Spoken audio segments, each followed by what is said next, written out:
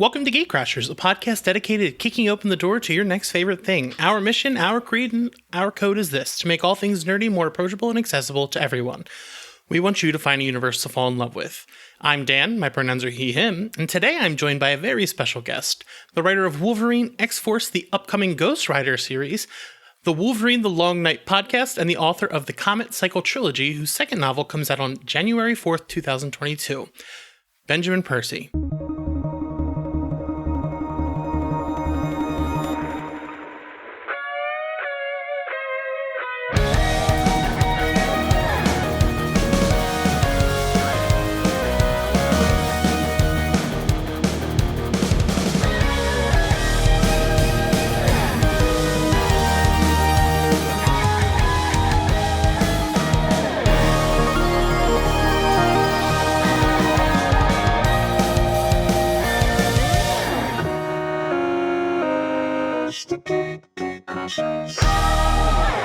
How are you? I'm great. Thanks so damn much for having me on. I'm very excited to talk with you. As we talked before, Wolverine has become my favorite character recently. Yes. So excited to talk to the man who's been doing this for a couple of years now and has been the leading voice. Hell yeah. So I don't know if you've heard. I should reiterate, as I said earlier before we started recording, when you told me that Wolverine is now your favorite character, I'm proud of you.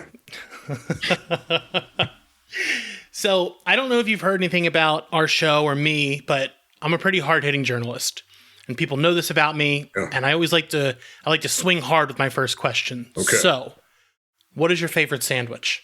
That is almost an impossible question to answer because I love sandwiches so much. Sandwiches of all sorts. But I will say that I had a black and blue the other day, which is a new item introduced to the menu at Jimmy John's.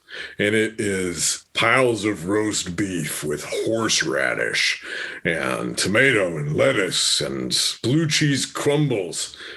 And damn, it was great. Oh, wow. But, nothing beats, if I'm in New York, I will find whatever, celebrated delicatessen is nearby. And what do you order at the deli? Some sort of amazing Reuben sandwich I'll just shove into my mouth and savor. I will tell you, 75% of comic book creators pick the Reuben. Yeah. Across the board. Okay. It is weird. It's a weird phenomenon, and I think we're the only one who's picking up on it. So you're onto something here. Yeah, might be something deeper. Before we do get to the Marvel stuff, I did want to talk about your next novel, The Unfamiliar Garden. Yeah, cool. So the book follows a couple who's torn apart by a tragic disappearance of their child. Yes. Now, when you're writing a relationship strained so thin by trauma, how do you approach showing that these characters were once in love? Good question. And just to answer that in a few different ways, I'm often approached by people, because I write a lot of horror, asking what I'm afraid of. And my jokey answer is that I'm afraid of clowns, or that I'm afraid of bees, or that I'm afraid of sharks or dentists or whatever. But that's just sort of scared. What truly scares me is something happening to my children.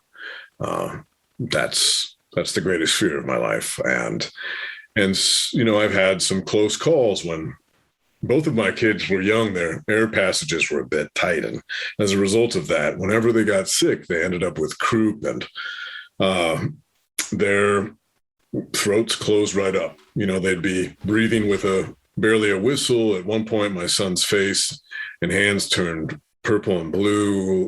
We were in the ICU over and over and over again. And I'm still that's a raw nerve for me. And if I so much as hear my kids cough to this day, they're older now and they've grown out of that. But if I so much as hear my kids cough today, it just triggers me. So that is something that I am able to channel onto the page, when it comes to this child disappearing. Those very real fears that exist in any parent's heart. And so there's that, right? That you should if you're going to if you encounter a story that moves you as a reader, or moves you as a viewer, oftentimes there's something personal about it. And that could be reflected in you, the viewer, the reader, sure. But what I mean is that there's probably something personal about it to the author. You see this right over and over again where, a recent example that I can think of is Mike Flanagan's Midnight Mass. I don't know if you watched that many. It's on Netflix, but it's just tremendous.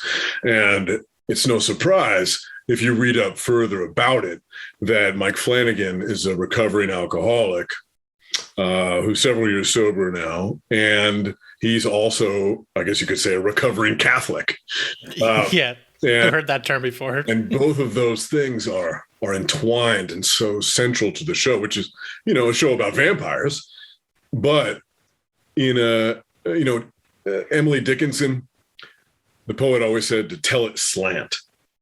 Tell it slant. And I think there's something to be said about that when it comes to like whatever is roiling inside of you, whatever is damaged inside of you, find some way to tell it slant. So he's telling the story of unbearable, destructive thirst, right? Through the lens of the vampire when it's really about his own struggles.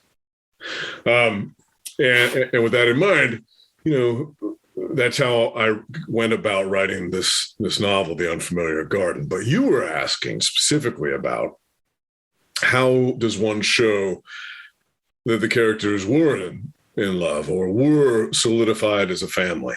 And my story begins with a prelude and then leaps forward 5 years and shows you the aftermath, the wreckage. So we're able to comprehend a relationship that is difficult, a relationship that is crumbling, but that hasn't yet shattered. The disappearance of the child is what shatters the marriage. But all throughout the book, I'm providing these nuggets of the past, these remembrances, these flashbacks, but also as these characters are drawn together again.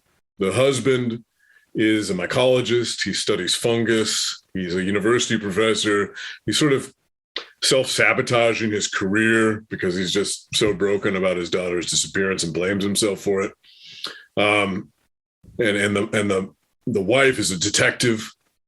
And both of them have discovered something.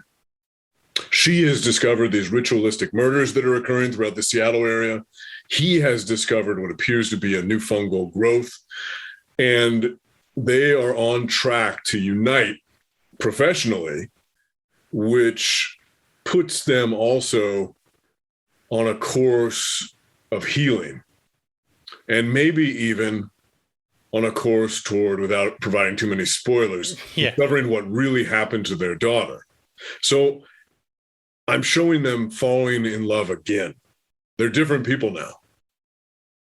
So they're not falling in love with the same person they're married, but there's nonetheless a kind of, to borrow from the fungus element of it all, since this book does have a lot to do with alien fungus, there's a kind of symbiosis occurring. A nouveau symbiosis in these characters. So yeah, that's to answer your question in kind of a roundabout. Wow. You quoted Emily Dickinson in an answer, which I haven't seen yet, which is awesome. Hey, I'm a giant nerd in all genres and mediums, not just comics. The fungi thing, I do need to touch on that because the book deals a lot with space fungus and regular fungus. What kind of research did you do on fungi, or did you already know a bunch about mushrooms and such? And if you did, why? A few different responses to this one, too. First, to address the larger question of the comet cycle, this is a series in which all the books happen at the same time, meaning you don't have to read them in any particular order, so that the second book can be read without reading the first book, and the third book can be read without reading the second or the first. And one of the things I was doing was trying to fight attrition, because any book in a series, and this is true of comics as well, right? The second book, the third book, the fourth book, they always lose readers. And so I was trying to kind of fight that by creating a series that wasn't reliant upon cumulative reading. Yet you'll get a better more comprehensive vision of this world that I'm building if you read all of them, but it doesn't happen in any particular order. And with the first book in the series, Ninth Metal, right, that deals with, for the Marvel nerds out there, something called omnimetal, which I guess you could compare to a vibranium. There's other things going on, right? Yeah. But as a result of this, I had to do a lot of research about metal, about geology, about physics, because this metal, and just to, rewind just a little bit more, this whole comet cycle has an age-old sci-fi premise. A comet comes streaking through the solar system. We spin through the debris field, and new elements are introduced, elements that upend the laws of geology, biology, physics, that create chaos in the geopolitical theater, that upend the weapons sector and the energy sector, and so on. And so this omnimetal, right, strike, which happens in a few different parts of the world, but I focus on northern Minnesota, right? This metal, it absorbs energy on a quantum level. And there's much more to it than that. But it absorbs energy on a quantum level, kinetic energy. And so you can see how it could be weaponized, or you could see how it could be a game changer when it comes to the energy sector. So everybody suddenly is interested in northern Minnesota. The middle of nowhere becomes the center of everything. I spent a lot of time researching that. I spent a lot of time researching every book that I write. Red Moon, that's one of my novels. It has to do with werewolves, but I tried to base it, in fact, as much as I could. I always tried to to put a crack in the mirror of reality. And so I spent a lot of time, I filled up 6 yellow legal tablets, speaking to researchers at the USDA labs and researchers at Iowa State University who were experts on animal-borne pathogens. So I wanted to create a scientific analog to the werewolf myth, where it's more equivalent to like chronic wasting disease or mad cow disease, about misfolded prions, proteins that rise out of the wolf population and infect a segment of humanity. So with Unfamiliar Garden, and that's the book that comes out this January, book 2 of the Comet Cycle, fungus. My parents are nature nerds, like to an unsettling degree. We were back to the landers for a time when I was growing up as a kid. So we lived off the grid. My dad hunted all of our meat, or, we had a chicken coop and we had a big vegetable garden. My mom tended, and canning and fruit trees and everything else. And my parents to this day are just obsessed with the outdoors, where it's more than a hobby. It's a passion of theirs, and in which I can't go on. All they want to do is hike and rock hound, and look up, find fossils and study rock art and so on. You can't walk 5 paces on a hiking trail or in a neighborhood without my mom pausing to say, "Oh, let's identify this plant and talk about, Latin name and blah, blah, blah, blah, blah, and what medicines it can be used for." And so I know, I'd say more than your average bear already, but I spent some time sitting down with, and I always, ply my research subjects with whatever booze they require. Good. Like with Ninth Metal, when I sat down with this physicist at Carleton College, I gave him some scotch, and this, when I sat down with the mycologist, I gave him a 6-pack, and I filled up those yellow legal tablets. But I'm not beholden to truth, right? This is science fiction, or some would even say fantasy, some cross between the two. And so it's a slippery science. I throw down a lot of facts that are truth about fungi. I mean, about some of these organisms that are, massive, bigger life forms than any mammal on Earth, fish on Earth. Like this one fungus in the Pacific Northwest in Oregon takes up something like 300 square miles. It's the largest that's a lot. living creature on Earth. And anyways, there's a lot of truth in there, but then I take things to the next level with the space fungus. Listen, I do have a quick question before we move on to the nerds, the comic nerd stuff. Yeah. Why legal pads? Are you more of a tactile kind of person? Like, would you rather write than type? Yeah, it's just the way I was trained. I started off doing a lot of journalism, and I was always scratch things down on a yellow legal tablet. And it's habit. It's soothing to my eyes much more than a screen. Interesting. I can also rip things out and tape them up and tack them up on the wall or spread them out on the floor and visualize them all at once, which is much more conducive to creative thinking than scrolling through a small bit of screen at a time. Yeah. Especially as a novelist, I like to be able to see a whole project at once. I can't keep the whole novel in my head, right? So it's those yellow legal tablets. It's also, though, I have just off to my left here a closet in my office, and the previous owner of this house was a hobby photographer, and this was the dark room that he used. And so I guess it's appropriate. The dark room is where I keep my, nightmare factory, my idea factory. It kind of looks like a serial killer's den or something, and then it has all these pieces of paper up on the wall with tiny handwriting on them, and there's like pieces of yarn and stuff. Yep. And it's kind of bled into the main office. Over my left shoulder, you might be able to see there's a scroll right there on the wall. And whenever I'm working on a novel or even a comic series or a TV series, something bigger, a podcast series, if it's big, I want a map. I want a blueprint. And that's not to say I'm following this blueprint. I write it in pencil for a reason, because I'm constantly erasing and changing my mind and moving things around. But I like to, especially with a novel, I think about it sometimes and plan it out a year in advance to ever putting my fingers on the keyboard. And as I'm writing it, every day I'm standing in front of that scroll and studying it. And I know there are nerds out there who might be like, did he say scroll? Scroll.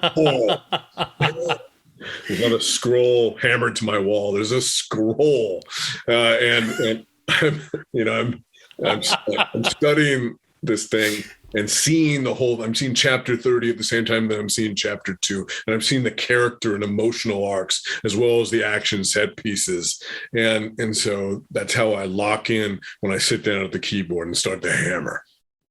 God, that's incredible. It's very interesting to see how people work, and that makes the way you're talking about these 3 books, it makes sense with how you physically make the book work. Yeah, sure. It makes sense with the comic series too, right? Because that's the way I try to write my comics, is I try to write them novelistically.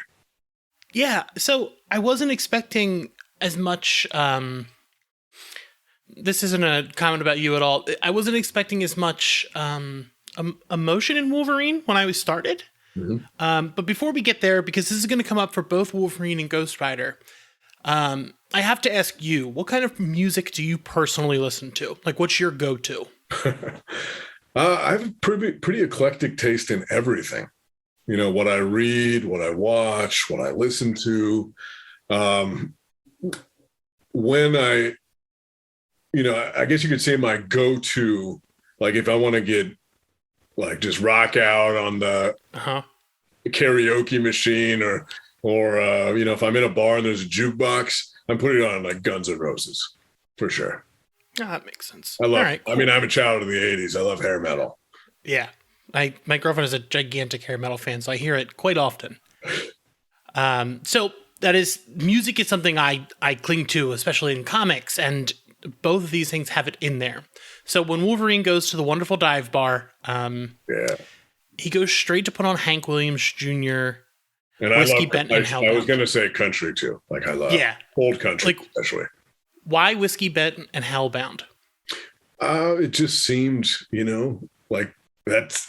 Can you think of a better Wolverine song besides something by Johnny Cash?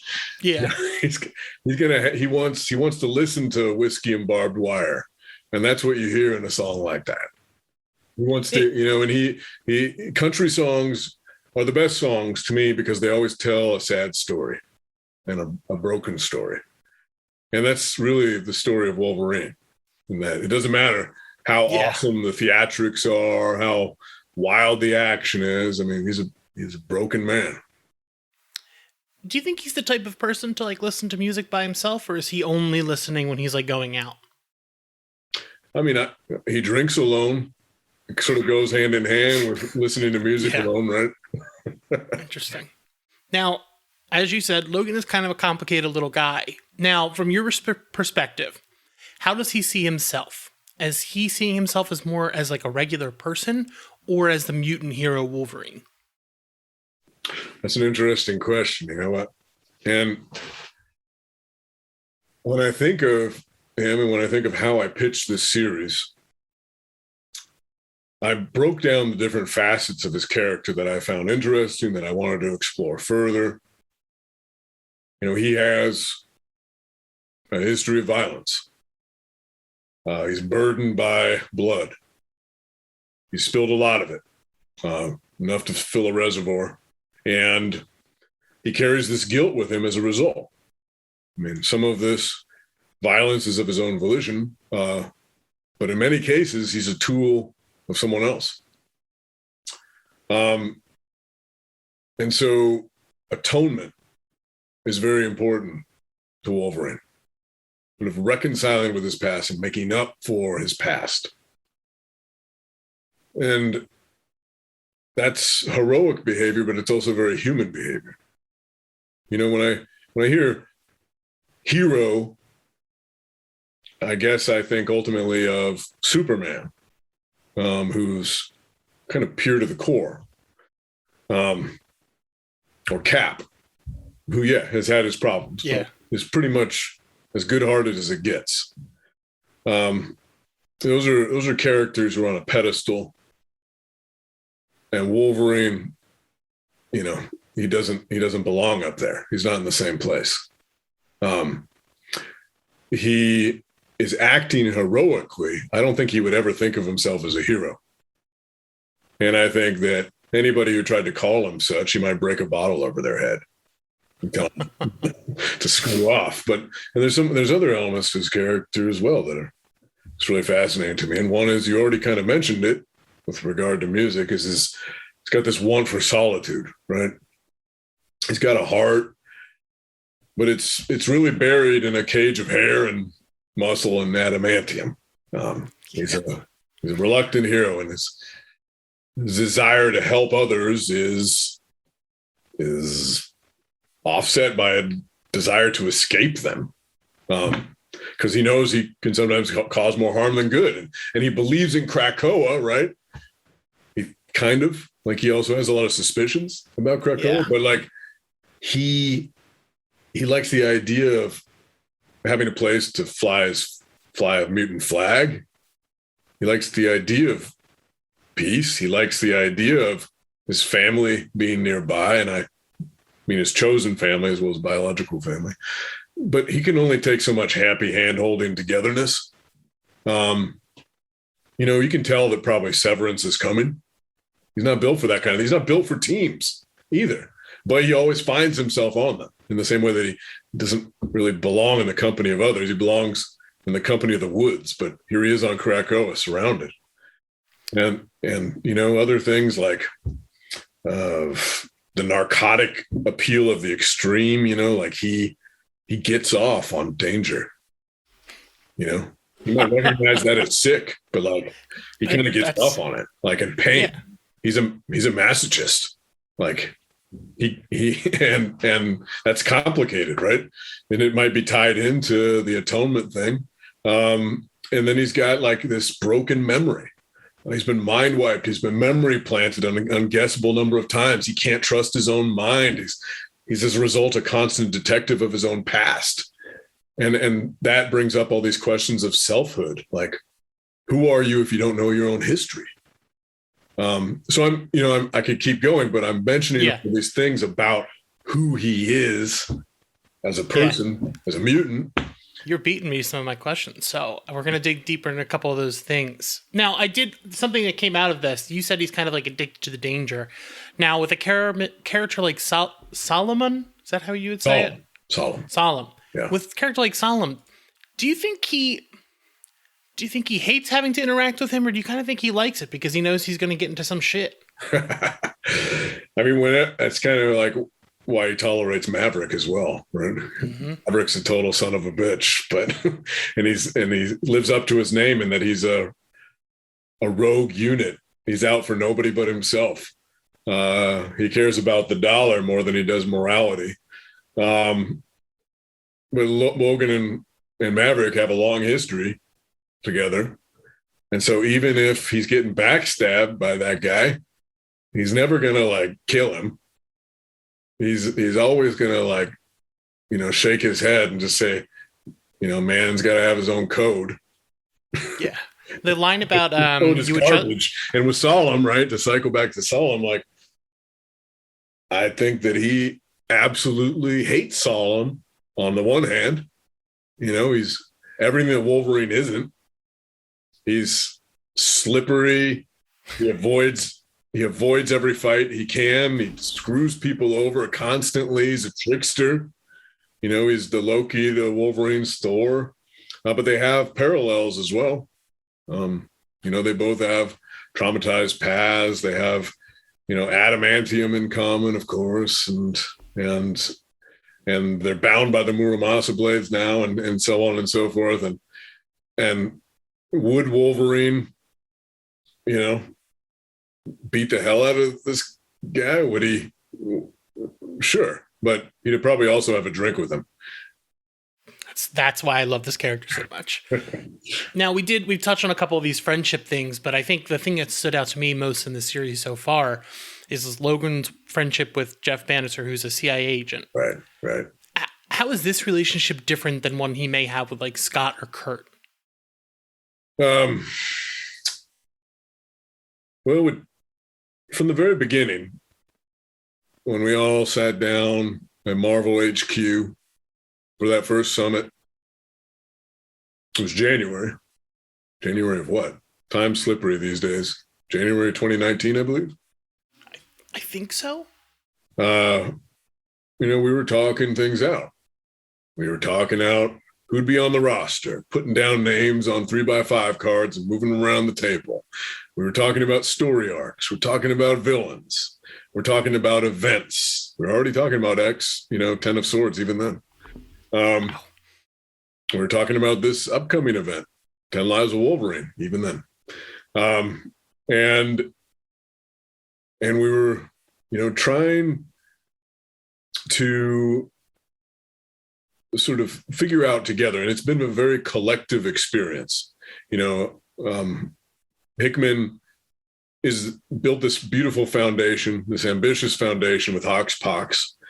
And then he sort of said, here's some real estate, build your own garden on it. And he wanted all of these books to have diverse perspectives and diverse tones and to do their own things. And so Wolverine and X-Force from the very beginning were going to be the more, extreme of this legion. The harsher stories, the poison stories, the broken stories. And in doing that, I wanted to find a way not just to engage with Krakoa, as wonderful of a playground as it is, but to recognize that, most comics fans want to know, how does this affect the 616? And we knew that we were going to be sort of isolating, fencing ourselves in to begin with. Mm-hmm. Obviously, we're moving towards, some explosive stuff in our near future, without saying too much. Yeah. Things are going to break. But to begin with, we wanted to be additive. We didn't want to break anything. We wanted to be additive. Mm-hmm. But I knew I still wanted linkage to what was going on with the rest of the Marvel U and what was going on with humankind. I didn't want to just hang out on the sun-drenched tropical resort. So I thought that Jeff Bannister would be, a character who's sort of like a Felix to Wolverine's 007. If you think about the James Bond franchise and Felix in the CIA, like there's some modeling there. But I just wanted him to have sort of his foot firmly in mankind and to have an ally there. And and to have an escape hatch, because and you see this in a few different issues, not just the ones with Jeff Bannister. Wolverine likes to get away from Krakoa, whether that's like at a ship bar in northern Canada. That's a great bar. Correct you there, because that bar was like, damn, I want to hang out there. So you might get killed, but yeah, that's fine. I know what hang out. Yeah, I know what I'm going for. And yeah, so Wolverine hasn't drank the Kool-Aid. Yeah, so that's come up a lot. Drink the whiskey and the cold beer, and he finds that at the ship bars, and he finds that in Jeff Bannister's company. Do you think he feels more comfortable drinking beer, like metaphorically drinking beers with Jeff, than he does, say, at the Green Lagoon or something like that? Like, is he more comfortable sitting in this backyard with this man who has been through such a traumatic thing and is very afraid that he was going to lose his child? Like, do you think he feels more comfortable in that? I do. I think because there's no expectations. There's shared values, and there's also no expectations. If you think about who Wolverine must be to the rest of Krakoa, right? People look at him and they're no doubt whispering like, "Oh shit, it's Wolverine!" Let's move to the next table, or let's eavesdrop on him, or let's follow him, or whatever. I mean, it's like, yeah, there's like expectations that come with that. And he's always being dragged into a fight. Everybody needs him. If he's just like in this backyard drinking a beer, and there's somebody who he respects and who's a buddy and doesn't want to do anything more than bullshit. That's a relief. That's a balm. Yeah, like Jeff is just his friend. He doesn't need him. Yeah. Wow. That only strengthens. Like, I love this friendship. So. No thanks. Yeah, it's a meaningful. Yeah. There's more coming. Good. So there's a couple of lines as I've read I like wrote down because they stuck with me so much. And there's one when we first see Maverick after he's been mind wiped, and this is kind of how Wolverine brings him back, and he says, "Today is a victory over yesterday." Where did this line come from? Because it's profound. Yeah. So this is from the book of Five Rings, and it's the Japanese way of the sword. Classic text. And I thought that given Logan's history in Japan, that this would be the sort of book he would have studied. It's considered like one of the most insightful texts out there on the art of confrontation and victory. And so trying to sort of authenticate his experience, I thought this would sort of be a Bible to him. And damn, you really put a lot of thought into this. Yeah, wow, you like really fleshed this character out in a way I never knew that Wolverine had. Yeah, well, the character means a lot. He's my favorite character. Like, I will no doubt have a lot of fun writing other characters in the Marvel and DC sandbox. But it's hard to imagine ever having like the emotional gratification of writing Wolverine.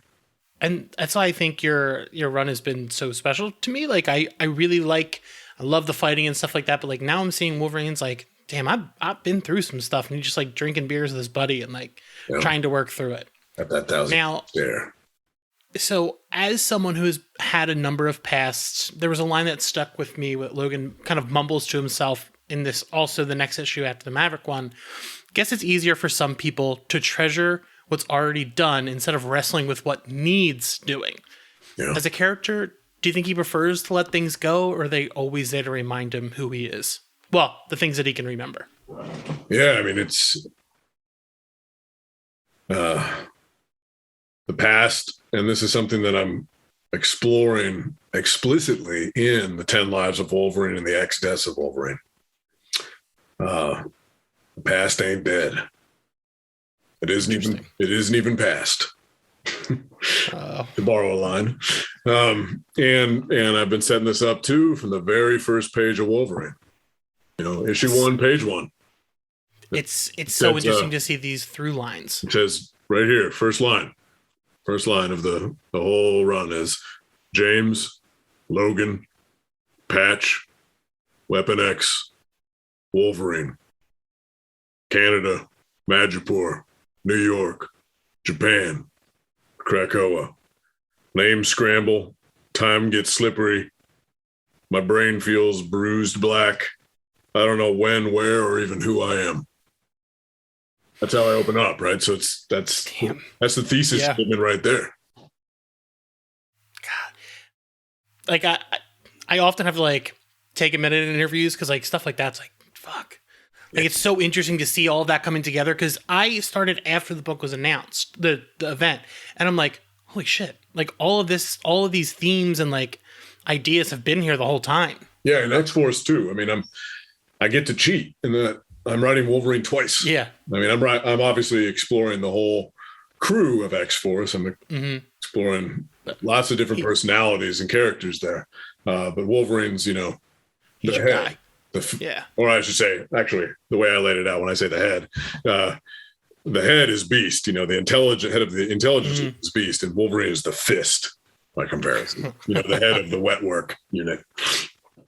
So with most of the post Hockpox Wolverine having been written by you, I know other people have written the character, but everything is kind of cohesive with what you want for the character because it's all written as a group. Yeah. Now, he's kind of been hesitant to the idea of Krakoa. Mm-hmm. Where do you think he is on the idea of it now opposed to where he was at the start? He's liking it less and less. Oh. I mean, at the very beginning, he was willing to give it a chance. He's willing to, you know, it seems almost absurd to think about. But he recognized in that first issue that he had a shot at, no other word for it, happiness. And having recognized some of the morally reprehensible things that they've done as X-Force, you know, which I'm trying to write about the mutant CIA here. And that's been the point from the very beginning, is wrestling with naughty issues like that, complicated issues like that. You know, he looks at those things, and he also, I mean, there's some stuff that's going to come out very soon. In addition, you know, I'm including, when I say soon, I'm including the 10 Lives event. But beyond that, even there's some stuff that's happening that, you know, might result in a kind of breaking point for him. Huh. Interesting. Now, with all of that, do you think his hesitance to the idea the whole time has been more based in the fear of the blood that could come, or is it more a fear of being vulnerable, like of letting his own guard down? Oh, I think it's a combination of both. It feels wrong to be happy, right? But he's also, and this is something that I really get into in a fun way in Wolverine 19, which is out this December. And this is actually maybe beyond the event. This is my favorite issue that I've written. It might be actually one of my favorite comics issues, period, that I've ever written. It's called The Old Mutant and the Sea. And so you can, you know, get some Hemingway vibes already. Yeah. And there is in X-Force, it's been a while, but people might remember the issue where the Krakoan tumor infects some sea life, and there's this Leviathan in a trench that Wolverine encounters. And the final page of that issue is a quote page in which he's saying, like, he won't be able to feel satisfied until he kills that like thing. He saw God, and he wants to kill God. And so this whole issue 19 is about that. It's got a Moby Dick quality to it. It's got an Old Man in the Sea quality to it. But alongside that, you know, it opens up with Wolverine hunting, and he's in the shadows, and it's going back and forth between what's happening on Krakoa, which is sunlit, and what's happening in the jungle in the darkness.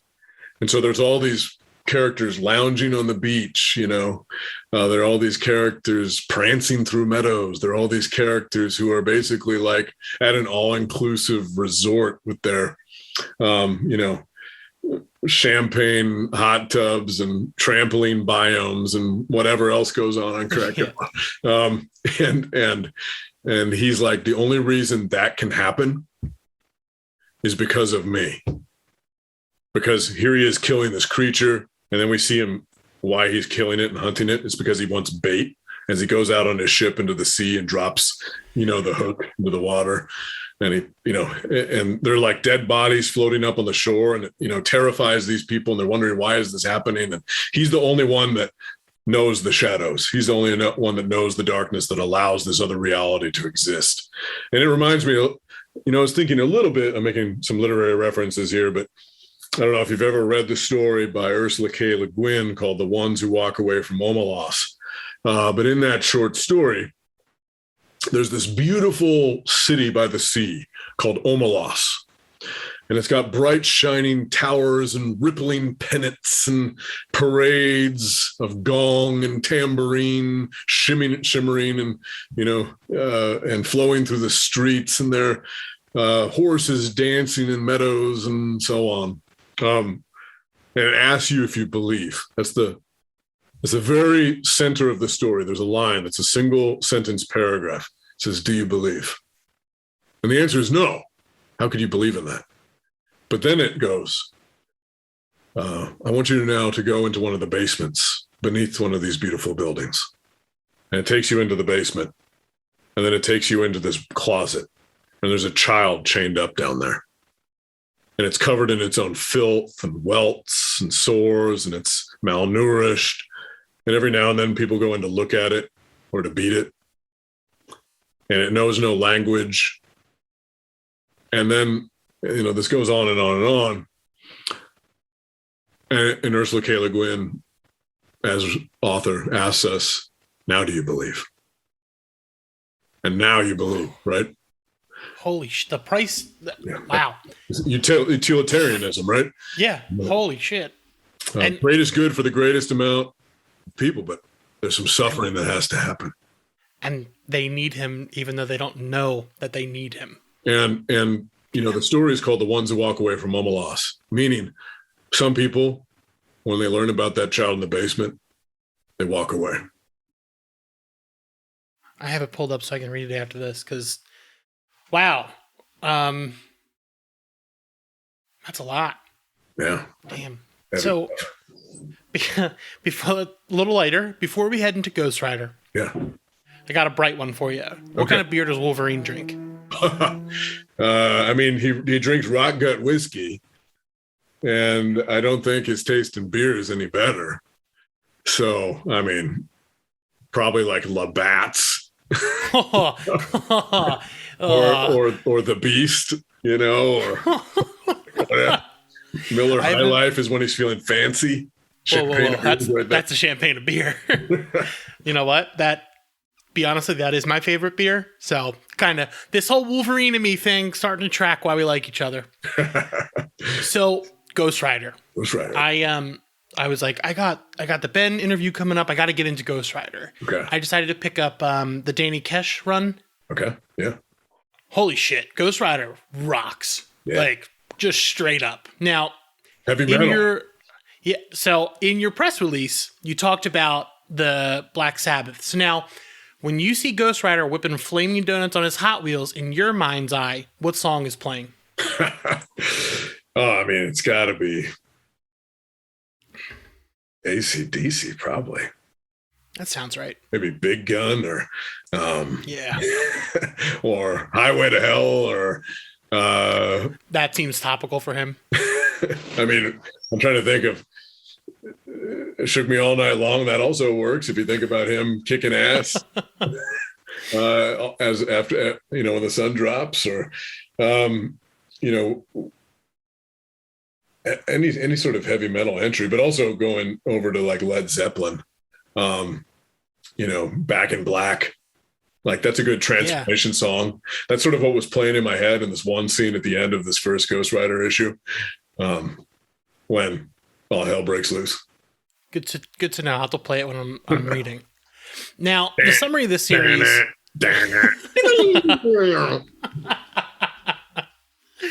The summary of the series has Johnny Blaze living the quiet life with a family, a job, and just living in like a little small community. So it kind of sounds like Johnny Boy has gone to the suburbs.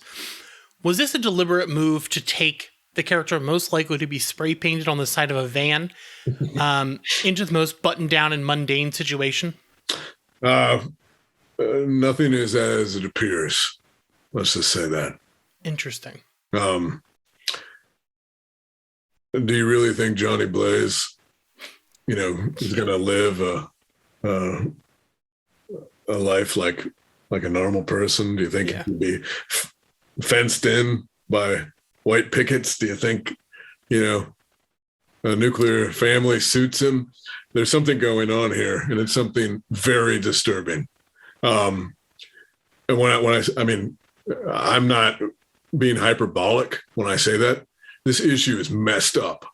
Like, I'm leaning fully into the horror. I've been waiting for Marvel to give me a horror title. So pumped. I'm a horror head. I always have been. I grew up obsessed with Stephen King and John Carpenter.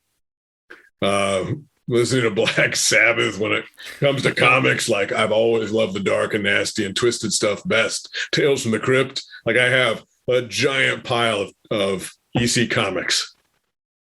That's my largest collection besides Conan comics, Savage Sword, and that tracks. And Man Thing and Sandman and Constantine and Werewolf by Night and Preacher and Ghost Rider and Tomb of Dracula. And like, I just love that stuff.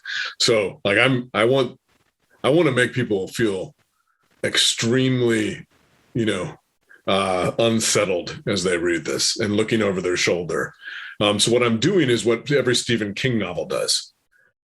He opens up with the familiar and then shatters that with the uncanny. Damn. Now, as you said, you're a big horror head. What scares you most about the suburbs? Well, if you look at movies like American Beauty or Blue Velvet, I think they capture it best in that, think about that wonderful shot in Blue Velvet where it's sort of gauzy and ethereal as we swing through the neighborhood and one of those opening scenes, and you see these, perfectly manicured lawns and rose bushes and white picket fences and rainbows in sprinklers, and children riding along on bikes. And then the camera zooms in and zooms in and zooms in, and you finally find in the grass of this degrubbed lawn a severed ear covered in ants. Right. And in the suburbs, everybody has a 4-bedroom house and 2 cars and a garage door that opens up at 7:30 a.m. to shuttle the 3.5 kids to their private school. But what happens behind those shades, those closed shades, those drawn curtains? What happens inside? There's black mold festering in the walls of those perfect facades. There's dark things happening in the hearts of those lips, in the people who have those lipsticked and Botoxed veneers. Like there always has to be something wrong happening if you set your story in the suburbs. And, virgin suicides is another example of that. Don't worry. There's going to be some seriously wrong things happening right away. I'm so pumped. And again, like I said, nothing is as it seems. So just wait for the crack in the mirror to appear. Now, I know the Ghost Rider character, like the essence, the spirit of vengeance, sometimes is a spirit or sometimes it's just part of them. For you, is Ghost Rider as much of Johnny Blaze as Johnny Blaze is of Ghost Rider? Are they the same entity or are they two different things? Well, there's always that question in Batman too, right? When Hulk or in Jekyll and Hyde or in any werewolf story, what's the mask? What's the man? Is Batman the man and Bruce Wayne's the mask? Is Bruce Wayne the man and Batman's the mask? Bruce Banner, Hulk, same thing. Different entities. Jekyll and Hyde. Is Hyde just Jekyll when his inhibitions are down? Is he just the animalistic force that is barely bottled inside of all of us? Ghost Rider is, I'll say this, a curse. Johnny, the way I'm writing it, Johnny Blaze has no fondness for the situation he's in, and he is the way I'm writing it, and this is a new dawn, different things have happened. I'll say that to contextualize this. Mm-hmm. When Ghost Rider takes over, he has no control. He has no memory. Interesting. So imagine the werewolf waking up in Yeah. a field with blood under his fingernails, naked, wondering like, what have I done? Damn. That's quite a pitch for a series. Now, So that's something everybody can relate to, right? Because yeah.